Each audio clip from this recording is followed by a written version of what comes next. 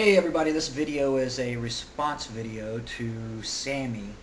He had an open challenge to atheists asking, can you disprove God? Yeah, Sammy, of course you can. And the way you do it is the same way you would disprove the existence of square circles. You take a look at what defines a square and what defines a circle, and you realize that there are contradictory terms involved. You don't have to conduct an exhaustive search of the entire universe to prove that there are no square circles. You can just prove that by definition they are contradictory terms and cannot exist in a single entity.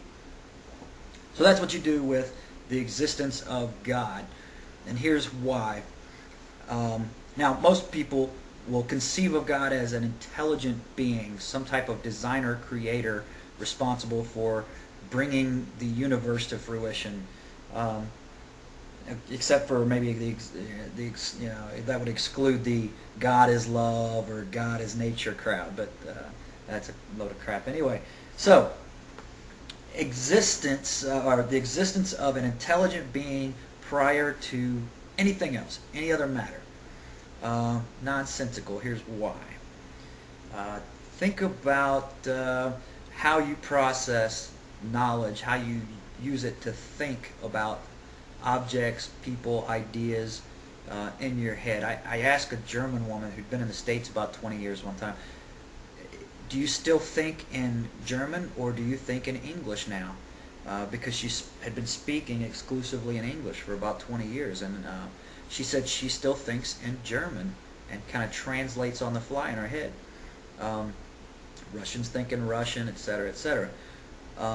And we use these auditory sounds to convey the idea of an object, a person, a place, an abstract idea. So when I say spoon, in your mind it conjures up what that object is. And you know, your brain connects with all kinds of memories or knowledge about spoons, whatever you know, whatever your past experiences are.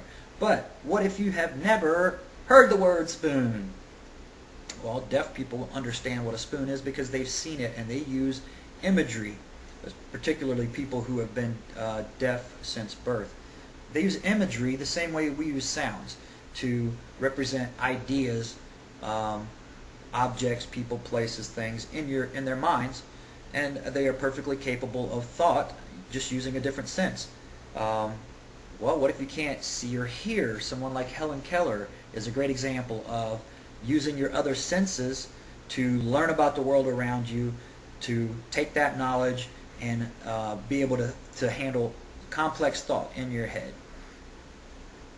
So what if you were born with zero senses? You never saw, heard, touched, tasted, or smelled anything. You had zero sensory input. Maybe you had all the mental capacity or potential in the world, but without any way to input knowledge into your mind about the world around you. What could you think about? What's your starting point? What language do you think in then? How can you relate to any kind of idea or object or place or thing? It's impossible. Now, flip that upside down. What if you had unlimited ability to perceive everything around you, but there was nothing around you? If you're going to try to place an intelligent being, a God, a creator, before the existence of all matter, that's the environment they would be in. Nothing exists except them. Nothing. So, what do they think about? How do they think? They've never seen anything, heard anything, touched anything, felt anything. There's nothing to see. There's no light to see with. It's almost, it's the same as complete sensory deprivation. You might as well not have senses if there's nothing to sense. What language could a being like that have? And why would they even need a language? Who would they talk to? What would they talk about? Without matter existing, without things and places and people and time and concepts about those things, places, people's time, there's nothing to think about. There's no language A word doesn't exist unless it describes something, unless it has some kind of function. So what language could a being that precedes everything else have used to think about anything else? It's completely nonsensical to think that an intelligent being could exist before matter, because all thought is completely dependent upon matter. If nothing exists, there's nothing to think about. If nothing exists, there is no language to think with. Without some way to describe things, and nothing to describe, thought is impossible. Now, there are going to be those people who say, hey, Jesus, God didn't need senses. He already knew everything. They're talking about the God of the Bible who's omniscient and eternal. God knows everything, and He always has known everything.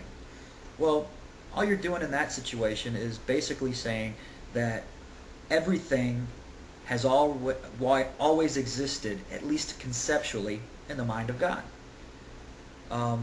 You rob a being like that of any type of creative ability, any type of ability to design anything.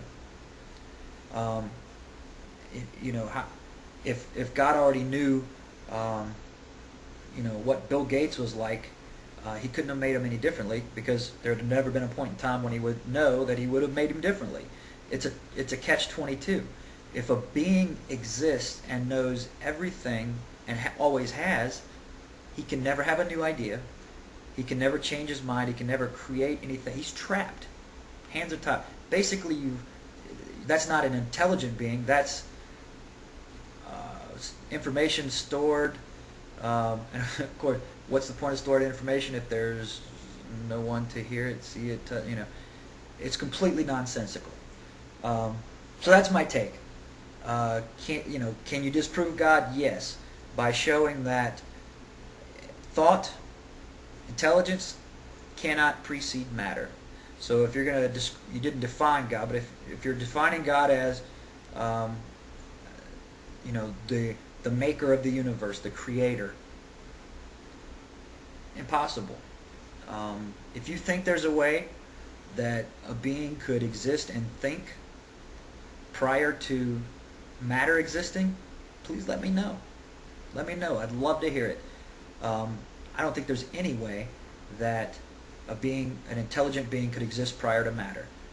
All intelligence is completely dependent upon the existence of matter. Therefore, an intelligent being could not precede matter. Therefore, God does not exist. Tell me where you think I'm wrong.